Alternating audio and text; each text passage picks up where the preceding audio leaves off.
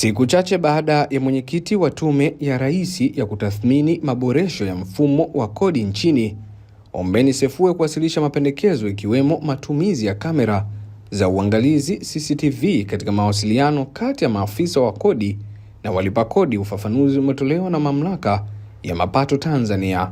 Akizungumza na Ayo TV, meneja elimu kwa mlipa kodi wa TRA, Paul Walalaze, amesema baadhi ya mapendekezo yaliyowasilishwa tayari yameanza kufanyiwa kazi, hususan yale yanayohusu uboreshaji wa mifumo ya kisasa ya ukusanyaji wa kodi.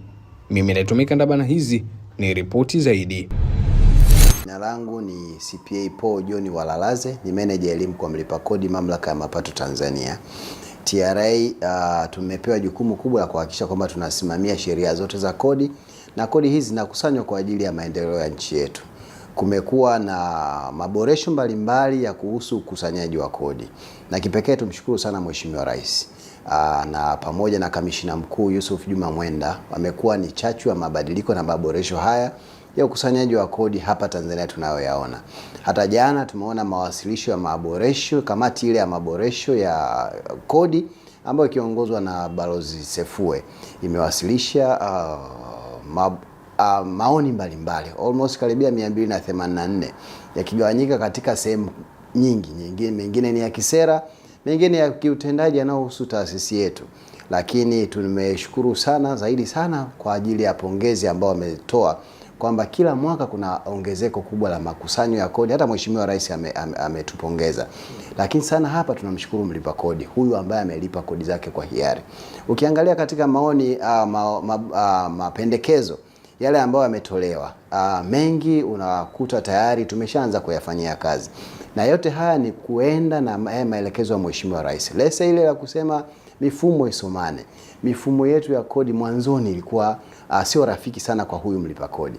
Ilikuwa mfano unakuwa na tini moja, password nyingi.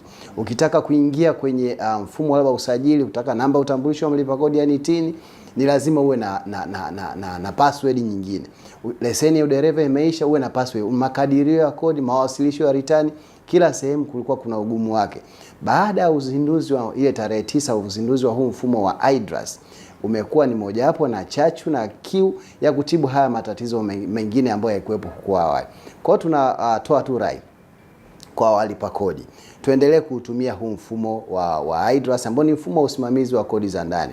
Mfumo huu umekuwa ni rafiki. Na hata jana kwenye Balozi Sefue amesema mengi ya haya yameshaanza kufanyiwa kazi. Kwa hiyo tunaamini kwamba haya maboresho mfumo mzima wa ukusanyaji kodi ndio haya maendeleo tutakayoyapata. Sababu kodi zetu hizi tunazolipa, shule zitaboreshwa, vituo vya afya, barabara, miundombinu ya kina aina. Mheshimiwa Rais amesema jana, hata ukisema utembeze bakuli, hakuna mtu wa kukuwekea kwenye ile bakuli. Ni sisi wenyewe, mimi na wewe. Ukiona watoto wanasoma bure, ukiona shule zinajengwa, ambulance zinanunuliwa, jipige kifua kwamba ile nini ni kodi yangu. Na ndugu mtangazaji, kila mmoja ana nafasi ya kulijenga taifa. Hata kama hauna biashara, wewe dai receipt. Na ndio maana sasa hivi mfumo wa utoaji wa receipt imetolewa kwenye mapendekezo pale kwamba kuna malalamiko ambayo yalikuwa kuhusu hizi mashine za EFD.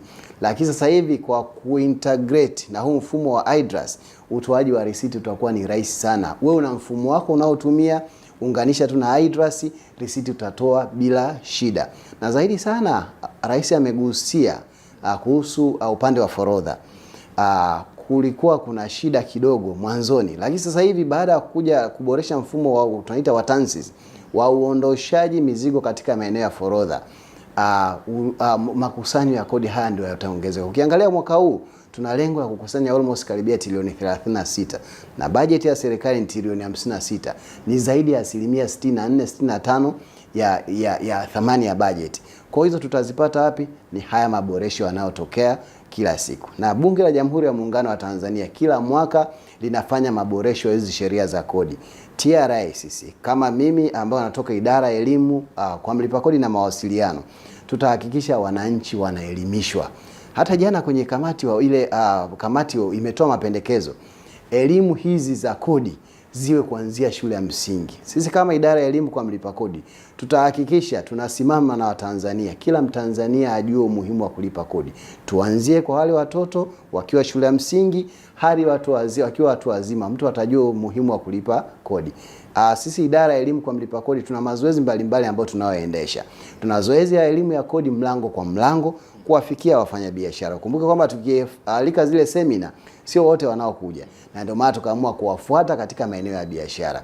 Tuna zoezi letu la kulea vilabu vya kodi katika kuanzia ngazi ya sekondari. Tutahakikisha kwamba yale mapendekezo ambayo yametolewa tunaenda kuyafanyia kazi. Na uzuri sasa hivi capacity tunayo. Mwanzoni tulikuwa hatuna watumishi wa kutosha. Mheshimiwa Rais ametusaidia, tumeenda kuwa sasa hivi na watumishi wa kutosha na hata vitendea kazi. Juzi tumezindua magari yale almost karibia 72 yote ya kwenda kusaidia kusanya kodi. Lakini magari matano yale ni zile tunaita ofisi zinazotembea kukufikia wewe mwananchi ambao uko Masasi, uko na Ndanga, uko na Kapanya. Tutakufikia kuhakikisha kwamba tunakupa elimu, unalipa kodi, tunashawishiana. Tanzania hii haiwezi kujengwa na mwingine isipokuwa mimi na wewe. Naam, moja kati ya vitu pia ambavyo vimegusiwa katika ripoti hiyo ni kwamba matumizi ama uwepo wa CCTV kamera kati ya afisa wa TRA pamoja na mlipa kodi. Je, ni miongoni mwa maboresho ambayo mlianza ama hili mmelibebaje? Kwamba niseme tu ni moja hapo ya maboresho. Ukiangalia mfumo huu wa IDRAS, mwanzoni mtu kuwasilisha makadirio yako lazima ufike TRA. Lakini sasa hivi kwa kutumia mfumo wa IDRAS, kumbuka kwamba kwa wale wafanyabiashara wadogo, labda mwenye mauzo kuanzia 0 mpaka milioni 4, huyu analipa kodi katika kiwango cha 0. Mauzo yakishakuwa milioni 4 kwenda milioni 7, nasema ni mauzo sio mtaji, mtu analipa kodi katika kiwango cha 100,000, na hiyo 100,000 utailipa kwa awamu. Mauzo yakiwa kuanzia milioni 7 kwenda 11 itakuwa 250,000 kwa mwaka mzima. Yakishafika zaidi ya milioni 11 kuendelea mpaka milioni 100 kwenda milioni 100, huyu atalipa 3.5% ya yale mauzo yake. Ukiangalia mtu unaweza ukafanya assessment. Zamani ilikuwa mfumo wa kodi ulikuwa hauwezi kutabirika. Unatoka nyumbani unaenda TRA kwa ajili ya kuwasilisha makadirio yako, lakini huwezi kujua kodi yako itakuwa kiasi gani. Lakini sasa hivi mimi ni mfanya biashara, naendesha bajaji, naendesha taksi, naendesha daladala, najua kabisa nikiingia kwenye mfumo kodi yangu ni kiasi hiki. Mimi ninaguta, najua kodi yangu kwa mwaka ni 120,000. Kwa hiyo hapa hata ile kukutana kati ya mlipa kodi na afisa wa TRA itapungua pakubwa, na ndio maana hata maoni ya kamati wakasema kwamba basi wakikutana kuwe na CCTV kamera. Lakini ndugu mtangazaji, nataka tu useme kwamba hile ni kuweka tu wazi kwamba ni kitu gani ambacho kinajadiliwa pale, isiye katokea kwamba kuna mazingira ya rushwa yanajengwa. Lakini vyote hivi mifumo ndio itakaotusaidia. Hata ukaguzi umetoa jana kwamba ukaguzi utakaofanyika ufanyike kielektroniki. Unajua kwa sababu gani? Mimi nina mauzo yangu nitatoa receipt, nina manunuzi yangu nitadai receipt. Kwa hiyo ni rahisi hata ukaguzi kufanyika kielektroniki. Utakutana tu na afisa wa TRA, inawezekana hata kusaini ile note of discussion ikasainiwa kielektroniki. Kwa hata kukutana na mlipa kodi inawezekana ikawa ni rare cases. Lakini madawati ambayo kamishna mkuu ameyaunda ya kusaidia biashara, kukuza biashara, haya ndio watakaotumika pia kusaidia kuelimisha walipa kodi. Si lazima uje TRA kwa ajili ya kufuata huduma hizi zinapatikana kwenye mtandao. Pengine maboresho ya mifumo hii inaweza sasa ikawa chachu ya kuondoa hofu kwa wananchi ama mlipa kodi. Maana mwanzo ilikuwa mtu akisikia TRA yao wanafunga duka na kimbia TRA yao, basi ana hofu kwamba kodi hivi na hivi. Uzuri idara yetu ya elimu kwa mlipa kodi na mawasiliano, jukumu moja hapo ambayo imepewa ni kuhakikisha inalinda taswira ya mamlaka ya mapato.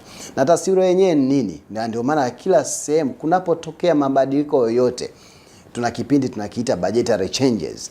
Tunaenda kuwaelimisha wananchi kuhusu haya mabadiliko. Zamani ilikuwa mfano kama kuna mabadiliko yametokea, TRA inawezekana ilikuwa wanachukua muda mrefu kwenda kuwaelimisha wananchi. Lakini sasa hivi kukiwa na changes zote, kukiwa na mabadiliko yote, tunawafikia wananchi kwa njia ambayo ni rahisi. Njia ya kimtandao, njia ya kuwafikia wao kwa kutumia semina na majukwaa mbalimbali na maadhimisho mbalimbali, kuwaelimisha kuhusu hayo mabadiliko. Ndio maana hata ikitokea mabadiliko yoyote, sio rahisi mtu kuanza kupata shida. Na uzuri hata kwenye kamati jana wamesema taasisi hizi ambazo nyingine zinazosaidia katika huduma mbalimbali hapa nchini na zenyewe zifanyiwe maboresho. Kwa hiyo tunachoamini kwamba ndio maana sehemu nyingine unakuta wanasema TRA imepita, kumbe sio TRA, labda ni taasisi nyingine. TRA tokea mwaka 2019 tumekatazwa kufunga biashara za walipa kodi, na ndio maana ukiona hivyo, toa taarifa ndani ya Mamlaka ya Mapato Tanzania. Kuna wengine labda ni matapeli, lakini TRA sasa hivi tumeweka huduma mbele, na ndio maana haya maboresho. Ukiangalia tuna clean sheet miaka 2 mfululizo. Clean sheet maana yake kila mwezi tumeweza kuvuka malengo hadi ile lengo la mwaka. Hata sasa hivi kuanzia Julai mpaka mwezi wa pili tumeendelea kuvuka malengo. Mwezi huu wa 3 tuna lengo la kukusanya almost karibia trilioni 3.321 ya ambayo tumewekewa kwa mwezi huu. Ni pakubwa, lakini kwa ushirikiano wetu sisi na walipa kodi tumewaelimisha, tumewatangazia na kuwasogezea huduma za kimtandao. Mtu unaweza ukapata control number yako kwa kutumia mtandao, si lazima uje TRA na ukalipa kodi yako vizuri. Na hata imesaidia utunzaji wa kumbukumbu. Jana wamezungumza kuhusu migogoro mbalimbali. Hii migogoro mbalimbali ilikuwa inatokana na wafanyabiashara au walipa kodi kutokuwa na kumbukumbu. Niseme katika ukusanyaji wa kodi tuna vitu kama 5 au 6 tunavyovisitiza. La kwanza, mimi naanza biashara, hakikisha biashara yangu imesajiliwa na kuwa na namba ya utambulisho wa mlipa kodi, yani TIN, na TIN inatolewa bure kabisa. La pili, na hakikisha nimewasilisha makadirio yangu na uwasilishaji wa return kwa wakati.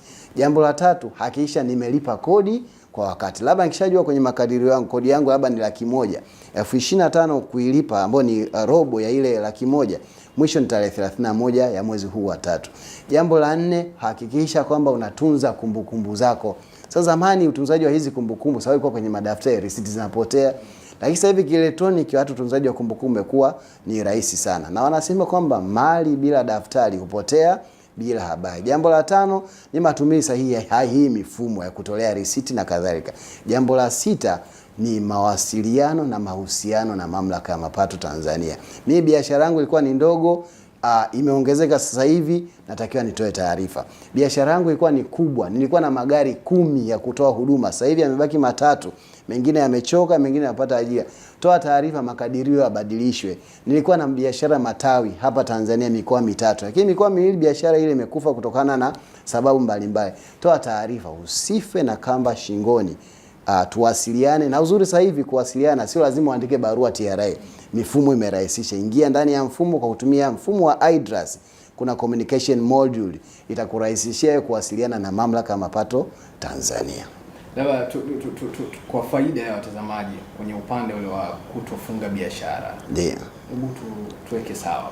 Sawa. Ikumbuke mojawapo wa kitu ambacho tulipewa maelekezo na Mheshimiwa Rais tokea ile mwaka 2019 ni TRA kutofunga biashara ya mlipa kodi. Ikumbuke katika mambo yetu yale 6 tuliongelea, ile jambo la 3 la malipo ya kodi kwa wakati. Zamani zile ukienda kufanya hizi operations za kufuatilia makusanyo, nikikuta biashara ya mlipa kodi hajalipa, cha kwanza ni kumfungia. Na ndio maana hata hiyo notion ikajengeka kwamba TRA wanafunga biashara. Tukapewa hilo katazo. Na uzuri imesaidia sana kwa kuweka mahusiano mazuri kati ya walipa kodi na sisi Mamlaka ya Mapato Tanzania. Biashara hazifungwi. Na ukiona hivyo, baada hata kutekeleza hiyo, angalia malipo ya kodi, makusanyo ya kodi yameongezeka kila mwaka. Maana yake nini? Watu wanalipa kwa hiari. Na isikosababisha kingine, watu tumewaelimisha, tunatoa elimu ya kodi, matangazo yanayafikia kwa njia rahisi, na zaidi sana matumizi ya mifumo. Asante. La mwisho pengine maboresho ya kubadilisha jina imekaje? Jana tumepata maoni, ni kweli kabisa kuna, lakini zaidi sana tumepata maoni ya kamati ya kwamba kamati wanatoa maoni kwamba wametoa maoni kwamba jina la TRA libadilishwe. Lakini nataka tu niseme kitu kimoja. Ukiangalia ni zaidi sana katika utoaji wa huduma. Na uzuri Balozi Sefue amesema kwamba kwenye hii ripoti yake kwamba TRA jitahidi kuongeza utoaji wa huduma. Hii kitu tayari kamishna mkuu ameshaifanyia kazi kwa sehemu kubwa. Watumishi wa TRA wa sasa hivi wanapewa training au mafunzo juu ya utoaji wa huduma zilizo bora na zinazozidi matarajio ya mlipa kodi, ili kuhakikisha kwamba hata nikija ofisini, in case nikija ofisini, niweze kuhudumiwa vizuri. Ikumbuke kama sasa hivi ni mwezi wa 3, ni kipindi cha makadirio na malipo ya kodi ya awamu ya kwanza. Na kipindi hiki sisi TRA tumekitumia vizuri kuhakikisha kwamba tunawaelimisha watumishi wetu, ili watu wakija kuwasilisha makadirio waweze kuhudumiwa vizuri.